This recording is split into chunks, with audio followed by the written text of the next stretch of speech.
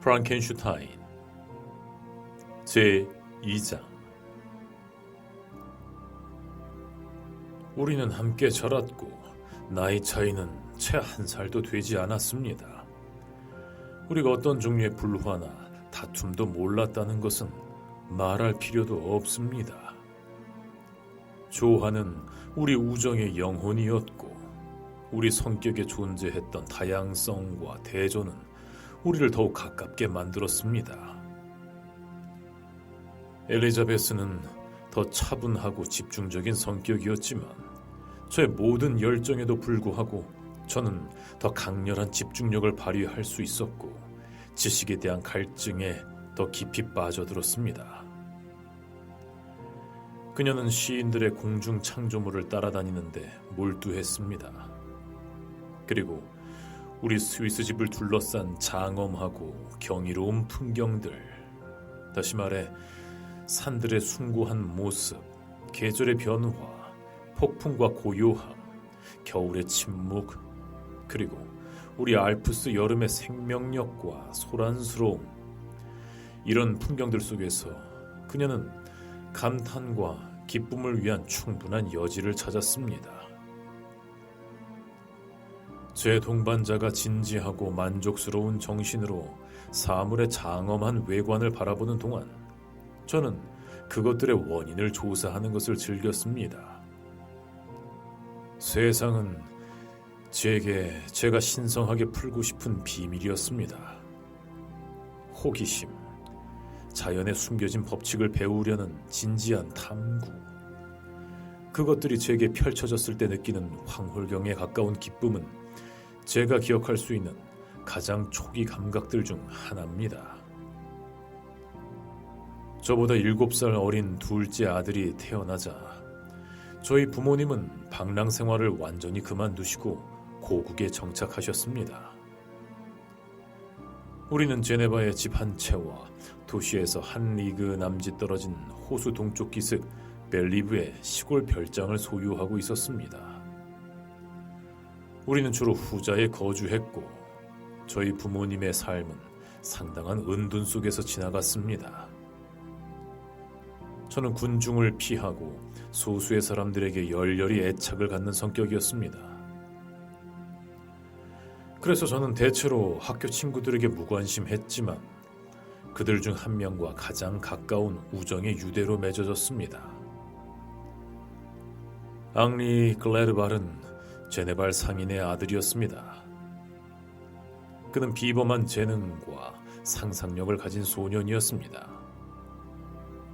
그는 모험, 고난, 심지어 위험 그 자체를 사랑했습니다. 그는 기사도와 로맨스 책을 깊이 읽었습니다. 그는 영웅적인 노래를 작곡했고 마법과 기사도 모험에 관한 많은 이야기를 쓰기 시작했습니다. 그는 우리가 연극을 하고 롱세스발레스의 영웅들, 아서왕의 원탁, 그리고 이교도들의 손에서 성묘를 되찾기 위해 피를 흘린 기사도적인 무리들로부터 등장인물들을 따온 가장 무도회에 참여하도록 만들려고 했습니다. 어떤 인간도 저보다 더 행복한 어린 시절을 보낼 수는 없었을 겁니다. 저희 부모님은 친절과 관용의 정신 그 자체를 지니고 계셨습니다. 우리는 그들이 변덕에 따라 우리 운명을 지배하는 폭군이 아니라 우리가 누렸던 수많은 기쁨의 대리인이자 창조자라고 느꼈습니다. 다른 가족들과 어울릴 때 저는 제 운명이 얼마나 유별나게 행운이었는지 분명히 알 수 있었고 감사는 효심의 발달을 도왔습니다. 제 성미는 때때로 격렬했고 제 열정은 맹렬했습니다. 그러나 제 기질의 어떤 법칙에 의해 그것들은 어린애 같은 추구가 아니라 배우고자 하는 열렬한 욕망으로 향했고 모든 것을 무차별적으로 배우려는 것이 아니었습니다. 저는 언어의 구조도, 정부의 법전도, 다양한 국가들의 정치도 제게 매력을 느끼게 하지 못했다는 것을 고백합니다. 제가 배우고 싶었던 것은 하늘과 땅의 비밀이었습니다. 그리고 그것이 사물의 외적인 실체였든 자연의 내적인 정신과 인간의 신비로운 영혼이었든 여전히 제 탐구는 형이상학적인 것 또는 가장 높은 의미에서 세상의 물리적인 비밀들로 향했습니다. 한편 글레르발은 말하자면 사물의 도덕적 관객에 몰두했습니다. 분주한 삶의 무대, 영웅들의 미덕, 그리고 인간의 행동들이 그의 주제였습니다. 그리고 그의 희망과 꿈은 우리 종족의 용감하고 모험적인 은인으로서 이야기의 이름이 기록된 사람들 중 하나가 되는 것이었습니다. 엘리자베스의 성스러운 영혼은 우리 평화로운 집에서 신전에 봉헌된 등불처럼 빛났습니다. 그녀의 동정심은 우리 것이었고 그녀의 미소, 그녀의 부드러운 목소리, 그녀의 천상의 눈의 달콤한 시선은 언제나 우리를 축복하고 활기를 불어넣기 위해 그곳에 있었습니다. 그녀는 부드럽게 하고 매혹하는 살아있는 사랑의 정신이었습니다. 저는 제 연구에 몰두하여 침울해지거나 제 본성의 열정 때문에 거칠어졌을 수도 있었지만 그녀가 그곳에 있어서 저를 그녀 자신의 온화함과 유사하게 만들었습니다. 그리고 글레르발, 어떤 아기 글레르발의 고귀한 정신에 침투할 수 있었을까요? 그러나 만약 그녀가 그에게 자비의 진정한 사랑스러움을 펼쳐 보이지 않았고 선행을 그의 치솟는 야망의 목적이자 목표로 만들지 않았다면 그는 그렇게 완벽하게 인간적이지도 그의 관대함 속에서 그렇게 사려 깊지도 모험적인 공적에 대한 그의 열정 속에서 그렇게 친절함과 다정함으로 가득 차 있지도 않았을 것입니다. 불행히 내 마음을 더럽히고 광범위한 유용성에 대한 밝은 환상을 자신에 대한 우울하고 편협한 생각으로 바꾸기 전 어린 시절의 추억에 잠기는 것은 나에게 절묘한 기쁨을 준다. 게다가 나의 어린 시절 그림을 그리면서 나는 또한 감지할 수 없는 단계로 나의 이후의 비참한 이야기로 이어진 사건들을 기록한다. 왜냐하면 나중에 나의 운명을 지배했던 그 열정의 탄생에 대해 스스로 설명하려고 할 때 나는 그것이 산골짜기 강처럼 비천하고 거의 잊혀진 근원에서 비롯된 것을 발견하기 때문이다. 그러나 진행됨에 따라 부풀어 올라 그것은 그 과정에서 나의 모든 희망과 기쁨을 휩쓸어간 경류가 되었다. 자연 철학은 제 운명을 지배해온 천재입니다. 그러므로 저는 이 이야기에서 제가 그 과학에 대한 편애를 갖게 된 사실들을 기술하고자 합니다. 제가 13살이었을 때 우리는 모두 토농 근처의 온천으로 즐거운 여행을 갔습니다. 날씨가 굳어서 우리는 여관에 하루 동안 갇혀 있어야 했습니다. 이 집에서 저는 우연히 코르넬리우스 아그리파의 저작집 한 권을 발견했습니다.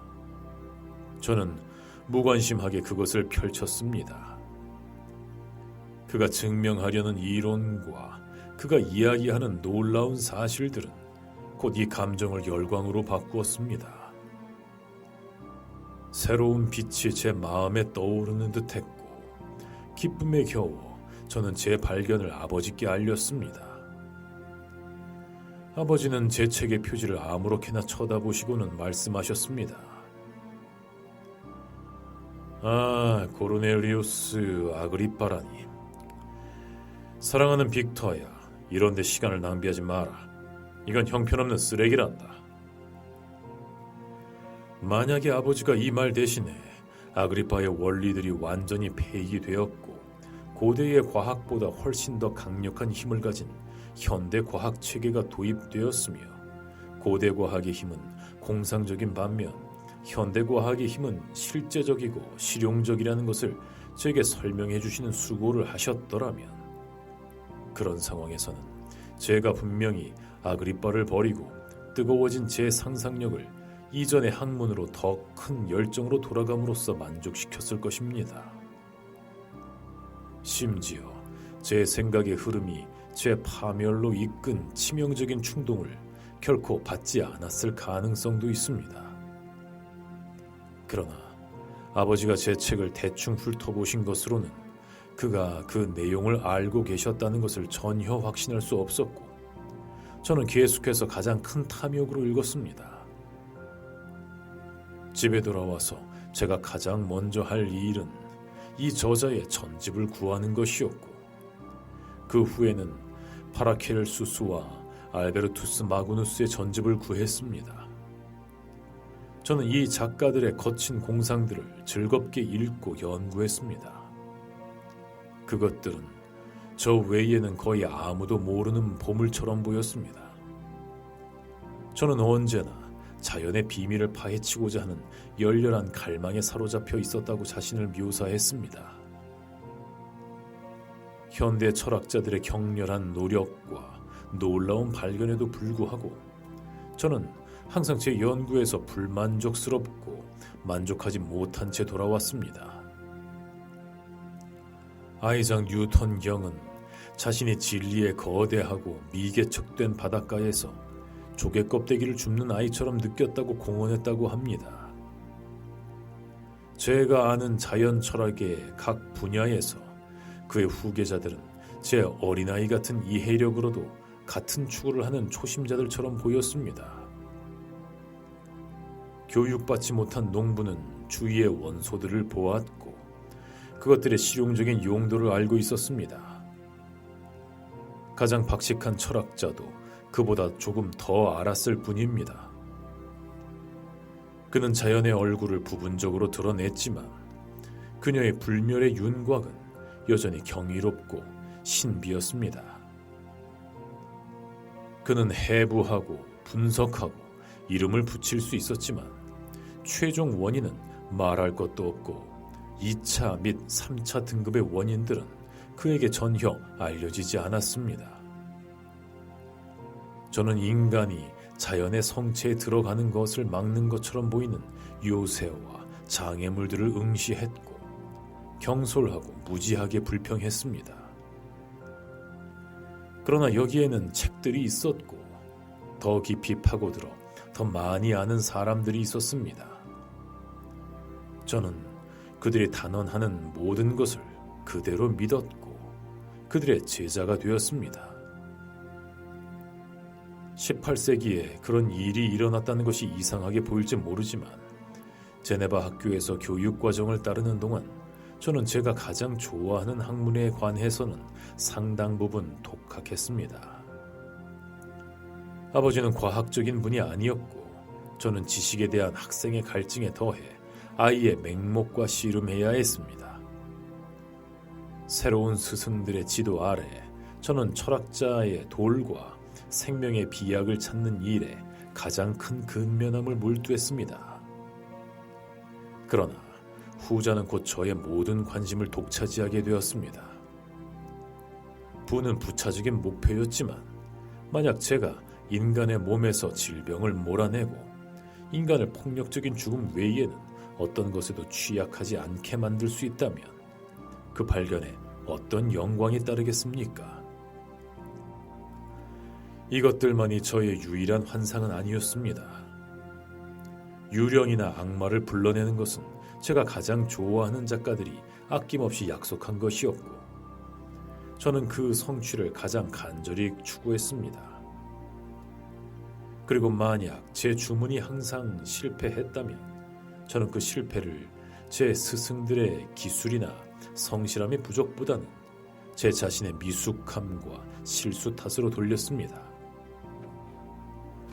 그래서 한동안 저는 폐기된 체계들에 몰두하여 미숙한 사람처럼 수천 가지 모순된 이론들을 뒤섞고 열렬한 상상력과 유치한 추론에 이끌려 매우 다양한 지식에 수령해서 절망적으로 허우적거리다가 우연한 사고가 다시 제 생각의 흐름을 바꾸었습니다. 제가 15살쯤 되었을 때 우리는 벨리브 근처의 우리 집으로 은퇴했는데 그때 우리는 매우 격렬하고 끔찍한 뇌우를 목격했습니다. 그것은 쥐라 산맥 뒤에서 다가왔고 천둥은 하늘의 여러 곳에서 동시에 무시무시한 소리로 터져나왔습니다. 폭풍이 계속되는 동안 저는 호기심과 즐거움으로 그것의 진행 과정을 지켜보았습니다. 제가 문가에 서 있을 때 갑자기 우리 집에서 약 20야드 떨어진 곳에 서 있던 오래되고 아름다운 떡갈나무에서 불길이 솟아나오는 것을 보았습니다. 그리고 눈부신 빛이 사라지자마자 떡갈나무는 사라졌고 불에 탄 그루터기만 남아 있었습니다. 다음 날 아침 우리가 그것을 방문했을 때 우리는 그 나무가 기이한 방식으로 산산조각 나 있는 것을 발견했습니다. 그것은 충격으로 부서진 것이 아니라 완전히 얇은 나무 조각들로 변해 있었습니다. 저는 그렇게 완전히 파괴된 것을 본 적이 없었습니다. 이전에도 저는 전기의 더 명백한 법칙들에 대해 모르지 않았습니다. 이 기회에 자연철학 연구의 조예가 깊은 한 분이 우리와 함께 있었는데 이 재앙에 자극받아 그는 전기와 갈바니즘이라는 주제에 관해 자신이 세운 이론에 대한 설명을 시작했습니다. 그것은 제게 새롭고 놀라운 것이었습니다. 그가 말한 모든 것은 제 상상의 지배자였던 코르넬리우스 아그리파, 알베르투스 마구누스, 파라켈수스를 크게 무색하게 만들었습니다. 그러나 어떤 운명인지 이 사람들의 전복은 제가 학문을 계속하는 것을 싫어하게 만들었습니다. 마치 아무것도 알려지지 않았거나 알려질 수 없을 것처럼 보였습니다. 오랫동안 제 주의를 끌었던 모든 것이 갑자기 하찮아졌습니다. 아마도 우리가 청소년 초기에 가장 취약한 마음의 변덕 중 하나로 저는 한때 이전의 일들을 포기하고 박물학과 그 모든 파생물들을 기형적이고 실패한 창조물로 여기고 실제 지식의 문턱조차 넘을 수 없는 사이비 과학에 대해 가장 큰 경멸을 품었습니다. 이런 심리 상태에서 저는 수학과 그 과학에 부수되는 학문 분야들이 안전한 기초 위에 세워져 있고 따라서 제 고찰에 가치가 있다고 생각하여 그것들에 몰두했습니다. 이렇게 이상하게도 우리의 영혼은 만들어지고 그토록 미약한 끈으로 우리는 번영이나 파멸에 묶여 있습니다.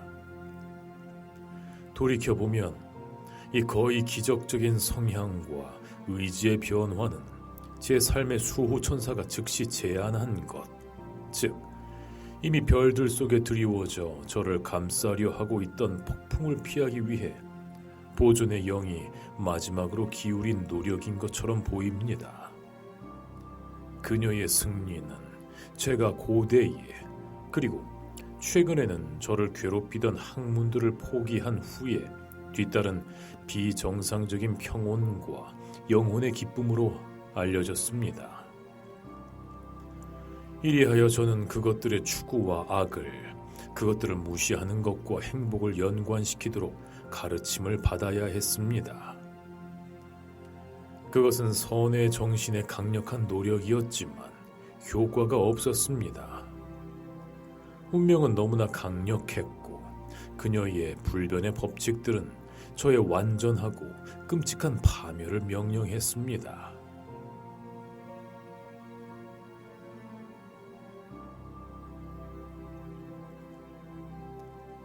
제3장 제가 17살이 됐을 때 부모님께서는 제가 잉골슈타트 대학의 학생이 되도록 결정하셨습니다. 저는 그때까지 제네바의 학교에 다녔지만 아버지께서는 제 교육을 완성하기 위해 제가 고국의 관습 외에 다른 관습들도 알아야 한다고 생각하셨습니다. 그래서 제 출발 날짜는 일찍 정해졌지만 정해진 날이 오기 전에 제 인생에 첫 번째 불행이 일어났습니다. 마치 제 미래의 불행을 예고하는 징조처럼 말입니다. 엘리자베스는 성홍열에 걸렸습니다. 그녀의 병은 심각했고 생명이 위독했습니다. 그녀가 앓는 동안 어머니께서는 그녀를 간호하는 것을 삼가시도록 많은 설득이 있었습니다. 처음에는 저희의 간청에 따르셨지만 사랑하는 아이의 생명이 위협받고 있다는 소식을 들으시자 더 이상 불안감을 억누르지 못하셨습니다. 그녀는 병상을 지켰습니다. 그녀의 세심한 간호는 병마의 악성을 이겨냈고 엘리자베스는 살았습니다. 그러나 이 경솔함의 결과는 그녀를 구한 사람에게 치명적이었습니다. 사흘째 되던 날 어머니께서 병에 걸리셨습니다. 그녀의 열은 가장 우려스러운 증상들을 동반했고 의료진들의 표정은 최악의 결과를 예고했습니다. 임종의 자리에서도 이 가장 훌륭한 여성의 강인함과 인자함은 그녀를 떠나지 않았습니다. 그녀는 엘리자베스와 저의 손을 잡으셨습니다. 내 아이들아, 그녀는 말씀하셨습니다. 미래의 행복에 대한 나의 가장 확고한 희망은 너희의 결합에 대한 전망에 있었다. 이 기대는 이제 너희 아버지의 위안이 될 것이다. 엘리자베스, 내 사랑아, 너는 내 어린 아이들에게 내 자리를 대신해야 한다. 내가 너희에게서 떠나게 되어 유감이다. 그리고 내가 행복하고 사랑받았던 만큼 너희 모두를 떠나는 것이 어찌 힘들지 않겠니? 그러나 이것들은 내게 어울리는 생각이 아니다. 나는 기꺼이 죽음에 순응하려고 애쓸 것이고 다른 세상에서 너희를 만날 희망을 품을 것이다. 그녀는 평온하게 세상을 떠났고 그녀의 얼굴은 죽음 속에서도 애정을 표현했습니다. 가장 소중한 인연이 그 가장 돌이킬 수 없는 악으로 인해 끊어진 사람들의 감정, 영혼에 나타나는 공허함, 그리고 얼굴에 드러나는 절망을 묘사할 필요는 없을 것입니다. 우리가 매일 보았고 그 존재 자체가 우리 자신의 일부처럼 보였던 사람이 영원히 떠났다는 것을 사랑하는 눈의 밝음이 꺼지고 귀에 너무나 익숙하고 소중했던 목소리가 다시는 들리지 않게 됐다는 것을 마음이 스스로 설득하기까지는 너무나 오랜 시간이 걸립니다. 이것들은 천 며칠 동안의 생각입니다. 그러나 시간이 흘러 그 악의 실체가 증명될 때 그때 비로소 슬픔의 진정한 쓰라림이 시작됩니다. 그러나 그 거친 손길에 어떤 소중한 관계도 빼앗기지 않은 사람이 누가 있겠습니까? 그리고 모두가 느꼈고 느껴야만 하는 슬픔을 제가 왜 묘사해야 하겠습니까? 마침내 슬픔이 필요보다는 방종이 되는 때가 오고 입가에 맴도는 미소는 신성 모독으로 여겨질지 모르지만 사라지지는 않습니다. 어머니는 돌아가셨지만 우리에게는 여전히 수행해야 할 의무가 있었습니다. 우리는 다른 사람들과 함께 우리 길을 계속 가야 했고 약탈자에게 붙잡히지 않는 사람이 한 명이라도 남아있는 동안에는 스스로를 행운하라고 생각하는 법을 배워야 했습니다. 이러한 사건들로 연기되었던 저의 잉골슈타트 출발이 이제 다시 결정되었습니다. 저는 아버지로부터 몇 주간의 유예를 얻었습니다. 슬픔의 집이라는 죽음과도 같은 안식을 그렇게 빨리 떠나 삶의 한가운데로 뛰어드는 것은 제게 신성모독처럼 보였습니다. 저는 슬픔에 익숙하지 않았지만 그것이 저를 덜 불안하게 만들지는 않았습니다. 저는 제게 남은 사람들의 모습을 떠나고 싶지 않았고 무엇보다도 제 사랑스러운 엘리자베스가 어느 정도 위로받는 것을 보고 싶었습니다. 그녀는 정말로 슬픔을 가리고 우리 모두에게 위로자 역할을 하려고 애썼습니다. 그녀는 삶을 굳건히 바라보았고 용기와 열정으로 그 의무를 떠맡았습니다. 그녀는 자신이 삼촌과 사촌들이라고 부르도록 배운 사람들에게 헌신했습니다. 그녀가 미소의 햇살을 떠올리며 우리에게 그것을 베풀었을 때처럼 매혹적이었던 것은 없었습니다. 그녀는 우리를 잊게 하려는 노력 속에서 자신의 슬픔마저 잊었습니다. 마침내 제가 떠나는 날이 왔습니다. 클레르발은 마지막 저녁을 우리와 함께 보냈습니다. 그는 아버지를 설득하여 저와 함께 가고 제 동급생이 되도록 허락받으려 했지만 허사였습니다. 그의 아버지는 편협한 상인이었고 아들의 포부와 야망 속에서 게으름과 파멸만을 보았습니다. 앙리는 자유로운 교육을 받을 수 없게 된 불행을 깊이 느꼈습니다. 그는 말을 거의 하지 않았지만 그가 말할 때 저는 그의 불타는 눈과 생기 있는 시선 속에서 상업의 비참한 세부 사항에 얽매이지 않으려는 억제되었지만 확고한 결의를 읽을 수 있었습니다. 우리는 늦게까지 앉아 있었습니다. 우리는 서로에게서 떨어질 수도 안녕이라는 말을 할 용기도 낼 수 없었습니다. 그 말은 나왔고 우리는 각자 상대방이 속았다고 생각하며 휴식을 취한다는 핑계로 물러났습니다. 그러나 아침 동이 들 무렵 제가 저를 데려갈 마차로 내려갔을 때 그들은 모두 그곳에 있었습니다. 아버지는 다시 저를 축복해 주셨고 클레르발은 다시 한번 제 손을 잡았으며 제 엘리자베스는 제가 자주 편지를 쓰도록 간청을 새롭게 하고 그녀의 놀이 친구이자 친구에게 마지막 여성적인 보살핌을 베풀었습니다. 저는 저를 데려갈 마차에 몸을 던지고 가장 우울한 생각에 잠겼습니다. 언제나 다정한 동료들에게 둘러싸여 있었고 서로에게 즐거움을 주려고 끊임없이 노력했던 저는 이제 혼자였습니다.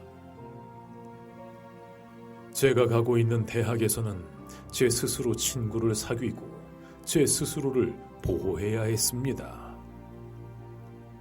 제 삶은 지금까지 매우 외롭고 가정적이었고 이것이 제게 새로운 얼굴들에 대한 극복할 수 없는 혐오감을 주었습니다. 저는 제 형제들 엘리자베스 그리고 클레르바를 사랑했습니다. 이들은 오랜 익숙한 얼굴들이었지만 저는 낯선 사람들과 어울리는 데 전혀 적합하지 않다고 믿었습니다. 이것들이 제가 여행을 시작했을 때의 제 생각이었습니다. 그러나 제가 나아갈수록 제 기분과 희망은 솟아올랐습니다. 저는 지식 습득을 열렬히 갈망했습니다. 집에 있을 때 저는 젊은 시절 한 곳에 갇혀 있는 것을 힘들다고 생각했고 세상으로 나아가 다른 인간들 사이에서 제 자리를 잡고 싶어 했습니다. 이제 제 소망은 이루어졌고 후회하는 것은 참으로 어리석은 일이었을 것입니다. 길고 지루했던 잉골슈타트로 가는 여정 동안 저는 이런저런 생각들을 할 충분한 여유가 있었습니다. 마침내 그 도시의 높고 높고 하얀 첨탑이 제 눈에 들어왔습니다. 저는 마차에서 내려 제 마음대로 저녁을 보낼 수 있는 외딴 아파트로 안내받았습니다. 다음 날 아침, 저는 수계장을 전달하고 몇몇 주요 교수님들을 방문했습니다. 아니 오히려 제가 아버지 집 문을 마지못해 나선 순간부터 저를 전능하게 지배했던 파괴의 천사, 악의 영향력이 저를 먼저 자연 철학 교수인 클램프에게로 이끌었습니다. 그는 거친 사람이었지만 자기 학문의 비밀을 깊이 정통해 있었습니다. 그는 자연 철학에 속하는 여러 과학 분야에서의 제 진전에 관해 몇 가지 질문을 했습니다. 저는 아무렇게나 대답했고 부분적으로는 경멸하는 투로 제가 주로 연구했던 연금술사들의 이름을 언급했습니다. 교수님은 저를 빤히 쳐다보았습니다. 정말로 그런 말도 안 되는 것을 연구하는 데 시간을 보냈단 말인가? 그가 말했습니다. 저는 그렇다고 대답했습니다. 당신이 그 책들에 낭비한 매 순간, 크램프는 열정적으로 계속했습니다. 모든 순간이 완전히 그리고 전적으로 잃어버린 것입니다. 당신은 폐기된 체계들과 쓸모없는 이름들로 당신의 기억을 부담시켰습니다. 맙소사, 당신은 어떤 사막 땅에서 살았기에 당신이 그토록 탐욕스럽게 받아들인 그 공상들이 1000년이나 되었고 고대만큼이나 곰팡내 난다는 것을 친절하게 알려줄 사람이 아무도 없었단 말입니까? 저는 이 계몽되고 과학적인 시대에 알베르투스 마그누스와 파라켈수스의 제자를 발견하리라고는 거의 예상하지 못했습니다. 친애하는 선생, 당신은 학문을 완전히 새로 시작해야 합니다. 그렇게 말하고 그는 옆으로 비켜서서 자연 철학에 관한 여러 권의 책 목록을 적어 주었고 다음 주 초에 일반적인 관계에서의 자연 철학 강의를 시작할 예정이며 동료 교수인 발트만이 자신이 빠뜨린 다른 날에 화학 강의를 할 것이라고 언급한 후 저를 보냈습니다. 저는 실망하지 않고 집으로 돌아왔습니다. 왜냐하면 제가 오랫동안 교수님이 비난했던 그 저자들이 쓸모없다고 여겨왔다고 이미 말했기 때문입니다. 그러나 저는 어떤 형태로든 이 학문들로 다시 돌아가고 싶은 마음이 전혀 더 생기지 않은 채 돌아왔습니다.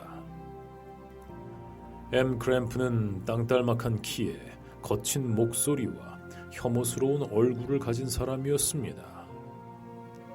따라서 그 선생은 제게 그의 학문에 대한 호감을 심어주지 못했습니다. 아마도 다소 지나치게 철학적이고 연관된 어조로 저는 어린 시절 그들에 관해 내렸던 결론에 대한 설명을 했을 것입니다. 어렸을 때 저는 현대 자연과학 교수들이 약속한 결과에 만족하지 못했습니다. 극도의 젊음과 그런 문제에 대한 안내자의 부재로만 설명될 수 있는 생각의 혼란 속에서 저는 시간의 길을 따라 지식의 발자취를 되밟았고 최근 탐구자들의 발견을 잊혀진 연금술사들의 꿈과 바꾸었습니다. 게다가 저는 현대 자연 철학의 용도에 대해 경멸감을 가지고 있었습니다. 과학의 대가들이 불멸과 권력을 추구했을 때는 매우 달랐습니다. 그러한 견해들은 비록 헛된 것이었지만 웅장했습니다. 그러나 이제 상황은 바뀌었습니다. 탐구자의 야망은 과학에 대한 제 관심의 주된 토대였던 그 환상들을 없애는데 국한되는 것처럼 보였습니다. 저는 무한한 웅장함의 키메라를 가치없는 현실과 바꿔야 했습니다. 이것들이 잉굴슈타트에 머무는 첫 2, 3일 동안의 제 생각이었는데 주로 새로운 거처의 장소와 주요 거주자들을 익히는 데 시간을 보냈습니다. 그러나 다음 주가 시작되자 저는 M. 크램프가 강의에 관해 제게 준 정보에 대해 생각했습니다. 그리고 비록 그 잘난 체하는 작은 친구가 강단에서 문장들을 읊는 것을 들으러 가는데 동의할 수는 없었지만 저는 그가 지금까지 시외에 나가 있었기 때문에 한 번도 본 적이 없는 M. 발트만에 관해 그가 했던 말을 기억해냈습니다. 부분적으로는 호기심 때문에, 부분적으로는 게으름 때문에 저는 강의실로 들어갔고 M. 발트만은 잠시 후에 들어왔습니다. 이 교수님은 동료와는 매우 달랐습니다. 그는 50살쯤 되어 보였지만 가장 큰 자비심을 표현하는 용모를 하고 있었습니다. 그의 관자놀이에는 흰머리가 몇 가닥 있었지만 머리하는 용모를 하고 있었습니다. 그의 관자놀이에는 흰머리가 몇 가닥 있었지만 머리 뒤쪽의 머리카락은 거의 검은색이었습니다. 키는 작았지만 유난히 꼿꼿했고 목소리는 제가 들어본 것 중 가장 감미로웠습니다. 그는 화학의 역사와 여러 학자들이 이룬 다양한 발전에 대한 요약으로 강의를 시작했고 가장 뛰어난 발견자들의 이름을 열정적으로 언급했습니다. 그런 다음 그는 현재 과학의 상태를 간략히 살펴보고 여러 기본 용어들을 설명했습니다. 몇 가지 예비 실험을 한 후 그는 현대 화학에 대한 찬사로 강의를 마쳤는데 그 내용은 제가 결코 잊지 못할 것입니다. 이 과학의 고대 스승들은 그가 말했습니다. 불가능한 것을 약속했고 아무것도 이루지 못했습니다. 현대의 대가들은 거의 약속하지 않습니다. 그들은 금속을 변환시킬 수 없다는 것과 생명의 비약이 망상이라는 것을 알고 있습니다. 그러나 이 철학자들은 그들의 손은 단지 흙탕물을 만지고 그들의 눈은 현미경이나 도가니를 들여다보는 데만 만들어진 것처럼 보이지만 실로 기적을 이루었습니다. 그들은 자연의 깊숙한 곳으로 침투하여 자연이 숨겨진 곳에서 어떻게 작용하는지 보여줍니다. 그들은 하늘로 올라갑니다. 그들은 혈액이 어떻게 순환하는지 그리고 우리가 숨쉬는 공기의 본질을 발견했습니다. 그들은 새롭고 거의 무한한 힘을 얻었습니다. 그들은 하늘의 천둥을 지배하고 지진을 흉내내며 심지어 보이지 않는 세계를 그 자신의 그림자로 조롱할 수도 있습니다. 그것이 교수님의 말씀이었습니다. 아니, 차라리 운명의 말씀이라고 해야 할까요? 저를 파멸시키기 위해 선언된 말씀이었습니다. 그가 계속 말하는 동안 저는 제 영혼이 만질 수 있는 적과 씨름하는 것처럼 느꼈습니다. 제 존재의 메커니즘을 형성하는 다양한 열쇠들이 하나씩 눌렸습니다. 화음이 잇따라 울렸고 곧 제 마음은 하나의 생각, 하나의 개념, 하나의 목적으로 가득 찼습니다. 프랑켄슈타인의 영혼이 외쳤습니다. 이토록 많은 것이 이루어졌구나. 더 많은, 훨씬 더 많은 것을 나는 성취할 것이다. 이미 표시된 발자취를 따라 나는 새로운 길을 개척하고 미지의 힘을 탐험하며 창조의 가장 깊은 신비들을 세상에 펼쳐 보일 것이다. 그날 밤 저는 눈을 감지 못했습니다. 제 내면은 반란과 혼란 상태였습니다. 거기서 질서가 생겨날 것이라고 느꼈지만 그것을 만들어낼 힘은 제게 없었습니다. 아침 동이 튼 후 점차 잠이 왔습니다. 저는 깨어났고 어젯밤의 생각들은 꿈과 같았습니다. 오직 고대의 학문으로 돌아가 제가 타고난 재능을 가지고 있다고 믿는 과학에 제 자신을 바치겠다는 결심만이 남아 있었습니다. 같은 날 저는 엠 발트만을 방문했습니다. 그의 사적인 태도는 공적인 모습보다 훨씬 더 온화하고 매력적이었습니다. 왜냐하면 강의 중 그의 풍채에는 어떤 위험이 있었는데 그의 집에서는 그것이 가장 큰 상냥함과 친절함으로 대체되었기 때문입니다. 저는 그의 동료 교수에게 했던 것과 거의 같은 내용으로 제 이전의 연구에 대해 설명했습니다. 그는 제 연구에 관한 짧은 이야기를 주의 깊게 들었고 코르넬리우스 아그리파와 파라켈수스의 이름에 미소를 지었지만 엠 크램프가 보였던 경멸은 없었습니다. 그는 말했습니다. 이들은 현대 철학자들이 그들의 지식의 대부분의 기초를 빚지고 있는 지칠 줄 모르는 열정을 가진 사람들이었습니다.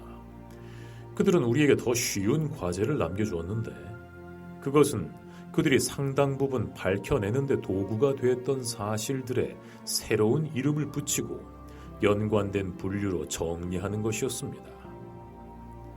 천재들의 노력은 비록 잘못된 방향으로 향했을지라도 궁극적으로 인류에게 견고한 이익을 가져다 주는데 거의 실패하지 않습니다. 저는 어떤 자만심이나 꾸밈없이 전달된 그의 말을 듣고 그의 강의가 현대 화학자들에 대한 제 편견을 없애주었다고 덧붙였습니다. 저는 젊은이가 스승에게 마땅히 보여야 할 겸손과 존경심을 가지고 절제된 표현으로 말했으며 인생 경험이 부족했다면 부끄러워했을 제 의도된 노력을 자극했던 어떤 열광도 드러내지 않았습니다. 저는 제가 구해야 할 책들에 관해 그의 조언을 구했습니다. 기쁩니다. 엠 발트만이 말했습니다. 제자를 얻게 되어 기쁩니다. 만약 당신의 노력이 당신의 능력만큼 뛰어나다면 당신의 성공을 의심하지 않습니다. 화학은 자연 철학의 한 분야로서 가장 큰 발전이 이루어졌고 또 이루어질 수 있는 분야입니다. 그런 이유로 저는 그것을 제 특별한 연구 분야로 삼았습니다. 그러나 동시에 저는 다른 과학 분야들도 소홀히 하지 않았습니다. 만약 어떤 사람이 인간 지식의 그 분야에만 주의를 기울인다면 그는 매우 형편없는 화학자가 될 것입니다. 만약 당신의 바람이 진정한 과학자가 되는 것이지 단순히 사소한 실험가가 되는 것이 아니라면 저는 수학을 포함한 자연 철학의 모든 분야에 전념하라고 조언하고 싶습니다. 그러고 나서 그는 저를 자신의 실험실로 데리고 가서 다양한 기계들의 용도를 설명해 주었고 제가 무엇을 구해야 하는지 알려주었으며 제가 그 기계들의 메커니즘을 망가뜨리지 않을 만큼 과학에 충분히 숙달되었을 때 자신의 기계들을 사용하게 해주겠다고 약속했습니다. 그는 또한 제가 요청했던 책 목록을 주었고 저는 작별 인사를 했습니다. 이렇게 저에게 기억에 남을 하루가 끝났습니다. 그것은 제 미래의 운명을 결정지었습니다.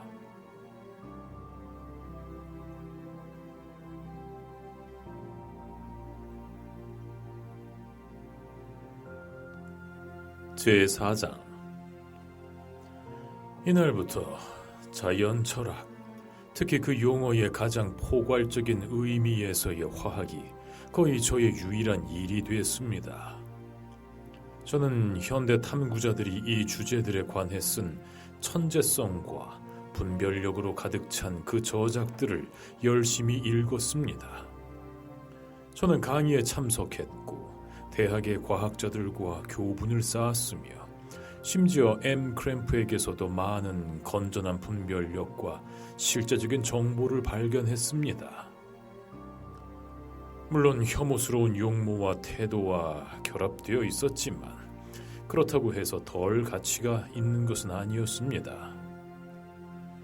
엠 발트만에게서는 진정한 친구를 발견했습니다.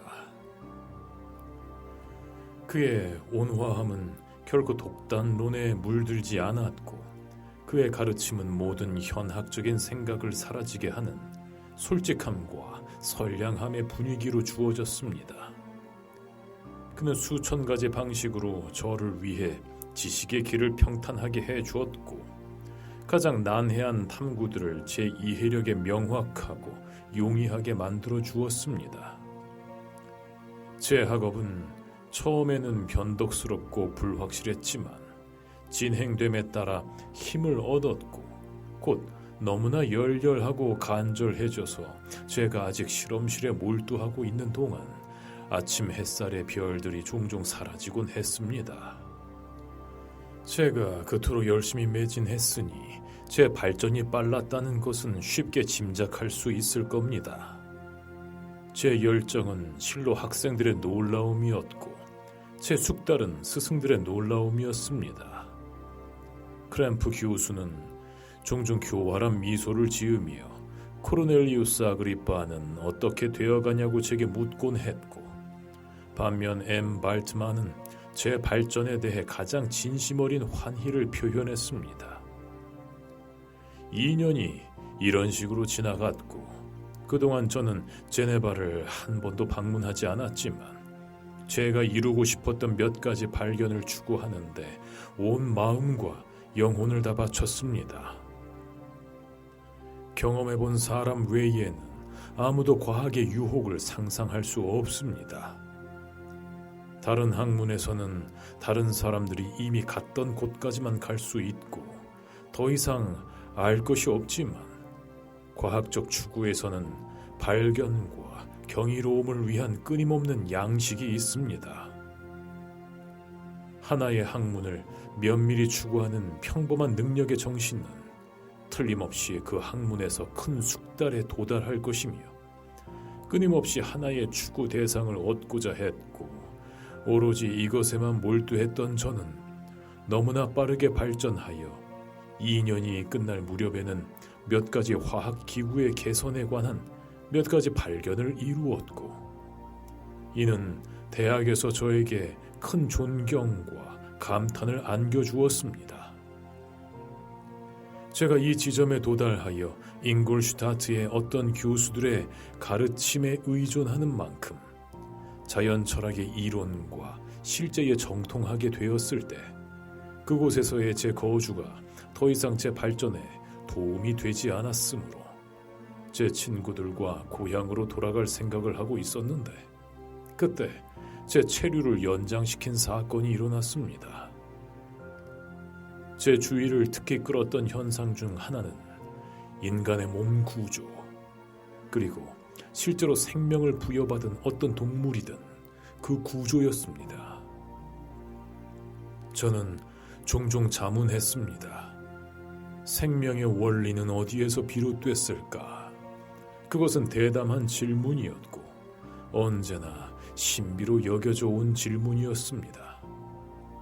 그러나 만약 비겁함이나 부주의함이 우리의 탐구를 제지하지 않는다면 우리는 얼마나 많은 것들을 알게 될 문턱에 서 있는 것일까요? 저는 이러한 상황들을 마음속으로 숙고했고 그때부터 생리학과 관련된 자연철학 분야에 더욱 특별히 전념하기로 결정했습니다. 만약 제가 거의 초자연적인 열정에 고무되지 않았다면 이 학문에 대한 저의 전념은 귀찮고 거의 견딜 수 없었을 것입니다. 생명의 원인을 조사하기 위해서는 먼저 죽음에 의지해야 합니다. 저는 해부학을 알게 됐지만 이것만으로는 충분하지 않았습니다. 저는 또한 인체의 자연적인 부패와 부식을 관찰해야 했습니다. 제 교육 과정에서 아버지는 제 마음에 어떤 초자연적인 공포도 각인되지 않도록 최대한의 예방 조치를 취하셨습니다. 저는 미신 이야기를 듣고 떨었던 기억도 영혼의 출현을 두려워했던 기억도 전혀 없습니다. 어둠은 제 상상력에 아무런 영향도 미치지 못했고 교회 묘지는 제게 단지 생명을 빼앗긴 시체들의 안치소일 뿐이었으며 그것들은 아름다움과 힘의 자리였던 것에서 벌레의 먹이가 됐습니다. 이제 저는 이 부패의 원인과 진행 과정을 조사하도록 이끌렸고 지하실과 납골당에서 밤낮을 보내야 했습니다. 제 주인은 인간 감정의 섬세함에 가장 견딜 수 없는 모든 대상에 고정됐습니다. 저는 인간의 아름다운 형상이 어떻게 퇴화되고 소모되는지 보았습니다. 저는 생명의 활짝 핀 뺨에 죽음의 부패가 뒤따르는 것을 보았습니다. 저는 벌레가 눈과 뇌의 경이로움을 어떻게 물려받는지 보았습니다. 저는 생명에서 죽음으로 그리고 죽음에서 생명으로의 변화에서 예시된 인과관계의 모든 미세한 부분들을 조사하고 분석하며 잠시 멈추었습니다. 마침내 이 어둠 속에서 갑작스러운 빛이 저를 비추었습니다.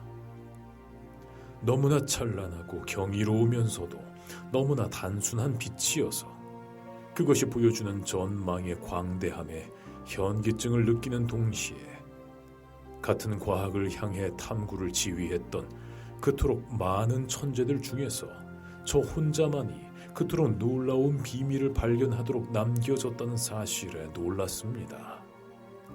기억하십시오. 저는 미치광이의 환상을 기록하고 있는 것이 아닙니다.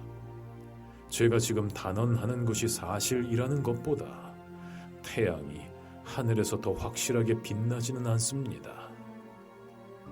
어떤 기적이 그것을 만들어냈을 수도 있지만 발견의 단계들은 뚜렷하고 그럴듯했습니다. 믿을 수 없는 노동과 피로의 낮과 밤을 보낸 후 저는 마침내 생성과 생명의 원인을 발견하는데 성공했습니다. 아니, 그 이상으로 저는 제 스스로 생명 없는 물질에 생기를 불어넣을 수 있게 됐습니다. 이 발견에 대해 제가 처음에 경험했던 놀라움은 곧 기쁨과 황홀감으로 바뀌었습니다. 고통스러운 노동에 그토록 많은 시간을 보낸 후 단번에 제 욕망의 정점에 도달한 것은 제 노고의 가장 만족스러운 완성이었습니다. 그러나 이 발견은 너무나 위대하고 압도적이어서 제가 점진적으로 그것에 이르게 된 모든 단계들이 지워졌고 저는 오직 결과만을 보았습니다. 세상 창조 이래 가장 현명한 사람들이 연구하고 갈망했던 것이 이제 제 손안에 있었습니다. 마법의 장면처럼 모든 것이 한꺼번에 제게 펼쳐진 것은 아니었습니다. 제가 얻은 정보는 제가 탐구 대상을 향해 노력을 기울이자마자 그 노력을 지도하는 성격의 것이었지 이미 완성된 그 대상을 보여주는 것은 아니었습니다. 저는 죽은 자들과 함께 묻혔다가 한 줄기 희미하고 겉보기에는 효과 없는 빛의 도움만으로 생명으로 통하는 길을 찾은 아라비아인과 같았습니다. 보시오. 당신의 열렬함과 당신의 눈에 나타난 경의와 희망으로 보아 당신은 제가 알고 있는 비밀을 알기를 기대하고 있다는 것으로 알겠습니다. 그럴 수는 없습니다. 제 이야기가 끝날 때까지 참을성 있게 들어주십시오. 그러면 제가 왜 그 주제에 대해 말을 아끼는지 쉽게 알게 될 것입니다. 저는 그때처럼 부주의하고 열정적인 당신을 파멸과 확실한 불행으로 이끌지 않을 것입니다. 제 가르침이 아니라면 적어도 제 예를 통해 지식 습득이 얼마나 위험한지 그리고 자신의 고향을 세상이라고 믿는 사람이 자신의 본성이 허락하는 것보다 더 위대해지기를 열망하는 사람보다 얼마나 더 행복한지 배우십시오. 그토록 놀라운 힘이 제 손 안에 놓여 있다는 것을 알았을 때 저는 그것을 어떤 방식으로 사용해야 할지에 대해 오랫동안 망설였습니다. 비록 제가 생기를 불어넣는 능력을 가지고 있었지만 섬유, 근육, 혈관의 모든 복잡함을 갖춘 그것을 받아들일 몸체를 준비하는 것은 여전히 상상할 수 없는 어려움과 노고가 따르는 일이었습니다. 저는 처음에 저와 같은 존재를 창조하려 해야 할지, 아니면 더 단순한 조직을 가진 존재를 창조하려 해야 할지를 의심했습니다. 그러나 제 상상력은 첫 번째 성공에 너무나 고양되어 있어서 인간만큼 복잡하고 경이로운 동물에게 생명을 줄 수 있는 제 능력에 대해 의심할 여지를 허락하지 않았습니다. 현재 제 마음대로 사용할 수 있는 재료들은 그토록 어려운 사업에 거의 적합해 보이지 않았지만 저는 궁극적으로 성공할 것이라는 것을 의심하지 않았습니다. 저는 수많은 좌절에 대비했습니다. 제 작업은 끊임없이 좌절될 수 있었고 마침내 제 작품은 불완전할 수도 있었습니다. 그러나 매일 과학과 기계학에서 일어나는 발전을 고려했을 때 저는 현재의 시도들이 적어도 미래 성공의 기초를 놓을 것이라는 희망을 갖도록 격려받았습니다. 또한 저는 제 계획의 규모와 복잡성을 그것의 비현실성에 대한 어떤 논거로도 간주할 수 없었습니다. 이러한 감정들로 저는 인간 존재의 창조를 시작했습니다. 부분들의 미세함이 제 속도에 큰 방해가 됐기 때문에 저는 첫 의도와는 반대로 그 존재를 거대한 체구로, 즉 키가 약 8피트이고 그에 비례하여 크게 만들기로 결심했습니다. 이 결정을 내리고 몇 달 동안 성공적으로 재료들을 모으고 정리한 후 저는 시작했습니다. 성공의 첫 열광 속에서 허리케인처럼 저를 앞으로 나아가게 했던 다양한 감정들을 아무도 상상할 수 없을 겁니다. 삶과 죽음은 제게 이상적인 경계처럼 보였고 저는 먼저 그것을 돌파하여 우리의 어두운 세상에 빛의 급류를 쏟아부을 것이었습니다. 새로운 종족은 저를 창조자이자 근원으로서 축복할 것이고 많은 행복하고 훌륭한 본성들이 저에게 그들의 존재를 빚지게 될 것이었습니다. 어떤 아버지도 제가 그들의 감사를 받을 자격이 있는 것만큼 완전히 자식의 감사를 주장할 수 없을 것입니다.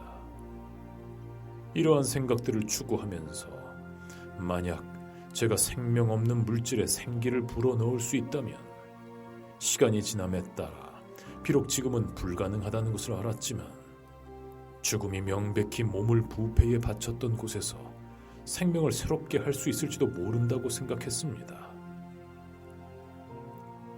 이런 생각들이 제 정신을 지탱해 주었고 저는 지칠 줄 모르는 열정으로 제 사업을 추진했습니다.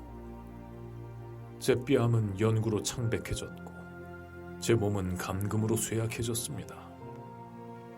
때로는 확신에 바로 문턱에서 실패하기도 했지만 저는 여전히 다음 날이나 다음 시간에 실현될지도 모르는 희망에 매달렸습니다.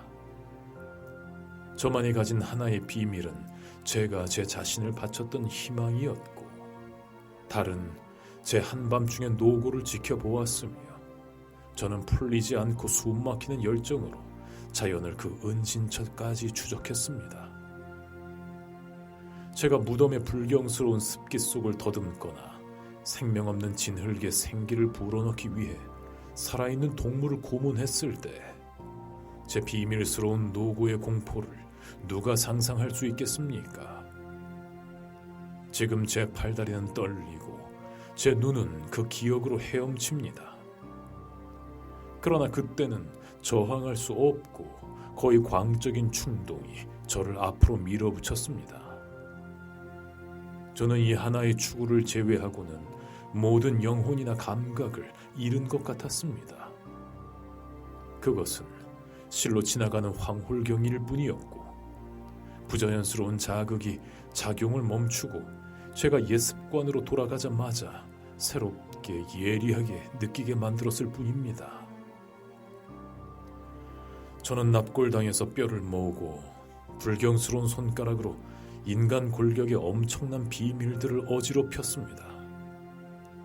집 꼭대기에 있는 외딴 방, 아니 오히려 독방, 복도와 계단으로 다른 모든 아파트와 분리된 곳에 저는 더러운 창조물의 작업장을 두었습니다. 제 눈알은 제 일의 세부 사항에 주의를 기울이느라 안와에서 튀어나올 지경이었습니다. 해부실과 도살장이 제 재료의 많은 부분을 제공했고, 종종 제 인간성은 제 직업에서 혐오감을 느끼며 돌아섰지만 여전히 끊임없이 증가하는 열정에 떠밀려 제 직업을 거의 끝마쳤습니다. 여름 몇 달이 제가 이렇게 한 가지 일에 온 마음과 영혼을 다 바쳐 몰두하는 동안 지나갔습니다. 그것은 가장 아름다운 계절이었습니다. 들판이 그토록 풍성한 수확을 거두거나 포도나무가 그토록 풍성한 포도주를 생산한 적은 없었지만 제 눈은 자연의 매력에 무감각했습니다. 그리고 저를 둘러싼 풍경을 소홀히하게 만들었던 바로 그 감정들이 또한 수마일 떨어져 있고 오랫동안 보지 못했던 친구들을 잊게 만들었습니다.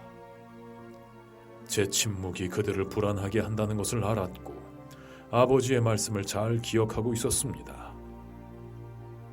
네가 스스로 만족스러워하는 동안에는 우리를 애정으로 생각할 것이고 우리는 규칙적으로 네 소식을 들을 것이라는 것을 안다.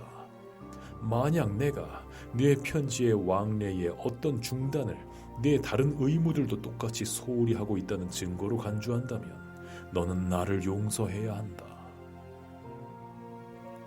그러므로 저는 아버지의 심정이 어떠실지 잘 알고 있었지만 제 일에서 제 생각을 떨쳐버릴 수가 없었습니다.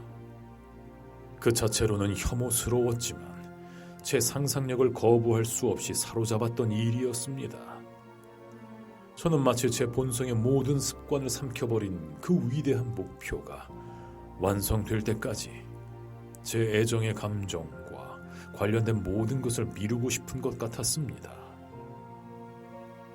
그때 저는 만약 아버지가 제 태만을 제 쪽의 악덕이나 결함 탓으로 돌리신다면 부당할 것이라고 생각했지만 이제 저는 그가 제가 전적으로 비난받을 만하지 않다고 생각하신 것이 정당했다고 확신합니다.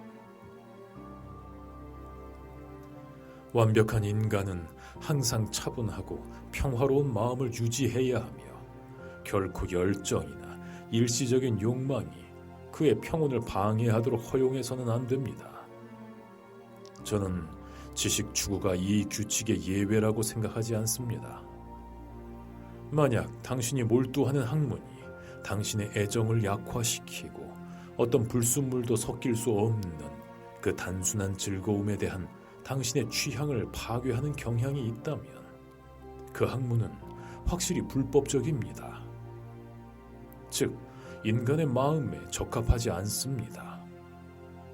만약 이 규칙이 항상 지켜졌다면, 만약 어떤 사람도 어떤 추구도 그의 가정적인 애정의 평온을 방해하도록 허용하지 않았다면 그리스는 노예가 되지 않았을 것이고 카이사르는 그의 나라를 아꼈을 것이며 아메리카는 더 점진적으로 발견되었을 것이고 멕시코와 페루 제국은 파괴되지 않았을 것입니다. 하지만 저는 제 이야기의 가장 흥미로운 부분에서 도덕적인 설교를 하고 있다는 것을 잊고 있군요. 그리고 당신의 표정이 저에게 계속하라고 상기시켜 줍니다. 아버지는 편지에서 아무런 질책도 하지 않으셨고 단지 이전보다 더 자세하게 제 일에 대해 물으심으로써 제 침묵을 알아채셨을 뿐입니다. 겨울, 봄, 여름이 제 노동 중에 지나갔습니다.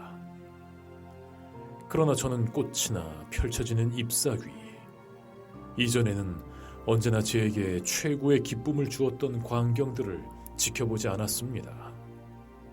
그만큼 저는 제 일에 몰두해 있었습니다. 그 해의 잎사귀들이 시들기 전에 제 작업은 거의 끝나가고 있었고, 이제 매일 저는 제가 얼마나 잘 성공했는지 더욱 분명하게 보여주었습니다. 그러나 제 열정은 불안감에 의해 억제되었고, 저는 좋아하는 일에 몰두한 예술가라기보다는 광산이나 다른 어떤 건강에 해로운 직업에서 고된 노동을 하도록 운명지어진 노예처럼 보였습니다. 매일 밤 저는 느린 열에 시달렸고 극도로 고통스러운 정도로 신경이 예민해졌습니다. 나뭇잎 하나 떨어지는 소리에도 깜짝 놀랐고 마치 죄를 지은 사람처럼 동료들을 피했습니다. 때때로 저는 제가 변해버린 제 모습에 놀라곤 했습니다. 오직 제 목적의 에너지만이 저를 지탱했습니다. 제 노고는 곧 끝날 것이고 운동과 오락이 초기 질병을 몰아낼 것이라고 믿었습니다. 그리고 제 창조물이 완성됐을 때 이 두 가지 모두를 제 자신에게 약속했습니다.